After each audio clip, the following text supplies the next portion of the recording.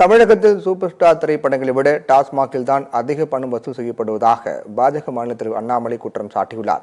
சேலத்தில் பாஜக மாநில தலைவர் அண்ணாமலையின் பாத யாத்திரை நிகழ்ச்சி நடைபெற்றது. இதில் கலந்து கொண்டு பேசிய அண்ணாமலை, தமிழகத்தில் சாதியை வைத்துதான் திமுக அரசியல் நடத்தி வருவதாகவும், ஒவ்வொரு தொகுதியிலும் அங்குள்ள சாதி ஆதிக்கத்தின் அடிப்படையில் தான் வேட்பாளர் நிறுத்தப்படுவதாகவும் குற்றம் சாட்டினார். மேலும் தமிழகத்தில் சூப்பர் ஸ்டார் மற்றும் மிகப்பெரிய திரைப்படங்களின் வசூல் சாதனைகளை டாஸ்மாக் கடைகள் முறியடித்து வருவதாக குற்றம் சாட்டினார். தமிழகத்திலே ஜாதியை வைத்து திமுக அரசியல் பண்றான், ஜாதியை வச்சு அரசியலை பண்றான். அந்த ஊர்ல பெரும்பான்மையா எந்த சமுதாயம் இருக்கோ அந்த வேட்பாளர் அப்போ அவங்க எலெக்ஷன் நிறுத்து. ஜாதி அரசியல் தான் தமிழகத்திலே 70 ஆண்டு காலமாக நடந்து கொண்டிருக்கிறோம்.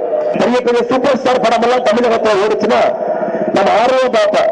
100 கோடி ரூபாய் எப்ப வசூல் ஆகும்? 10 நாள் ஆகுமா, 15 நாள் ஆகுமா? இந்த நடிகருக்கு ஆகுமா, அந்த நடிகருக்கு ஆகுமா?